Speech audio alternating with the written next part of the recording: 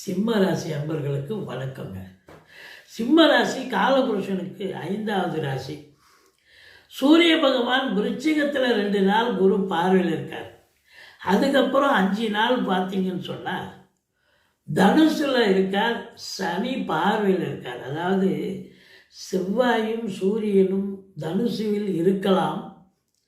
5ஆம் இடம் என்பது சூப்பர் தான். ஆனால் சனி பார்வையில் இருக்கிறது சரியல்ல. ஏதாவது ஒரு பிரச்சனை வரும் உங்களுக்கு.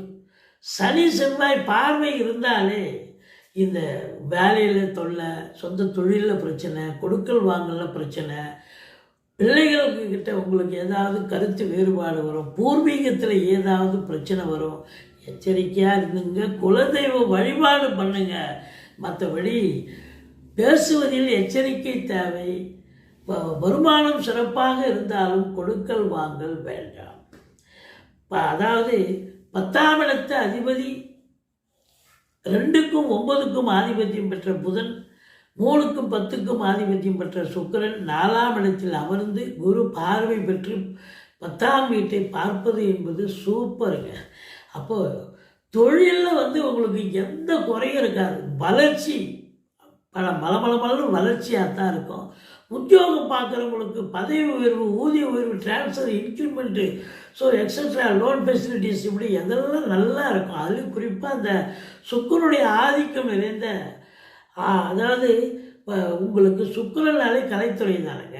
கலைத்துறை, சினிமா இண்டஸ்ட்ரி, நாடகத்தில் வேலை பார்க்கக்கூடியவர்கள், நகைச்சுவை எழுத்தாளர்கள், நகைச்சுவை நடிகர்களிலிருந்து மீடியா, ப்ரெஸ்ஸு, ஆடிட்டர்ஸு, வழக்கறிஞர்கள், ஜோதிடர்கள், புதனுடைய ஆதிக்கம் நிறைந்த அன்பர்கள், இவங்களுக்கெல்லாம் பொற்காலங்க. சாதிக்க போகிறீங்க. அதாவது இப்போ இந்த சிம்மத்துக்கு என்னன்னா 10ஆம் இடம் வலுத்திருக்கிறது. அதே போல் 2க்கும் 11க்கும் ஆதிபத்தியம் பெற்றவன் வலுத்திருக்கிறான், குரு பார்வையில் இருக்கிறான். அப்போ வருமானம் என்பது பிரம்மாண்ட வளர்ச்சி இருக்கும். நல்ல வருமானம் இருக்க போகிறது. ராசியில் கேது, 7ல் ராகு. கணவன் மனைவி இடையே கருத்து வேறுபாடு வரும். வீட்டில் சண்டை, வெளியில் சண்டை அப்படின்னு எல்லா இடத்துலையும் உங்களுக்கு டென்ஷனாக தான் இருக்கும்.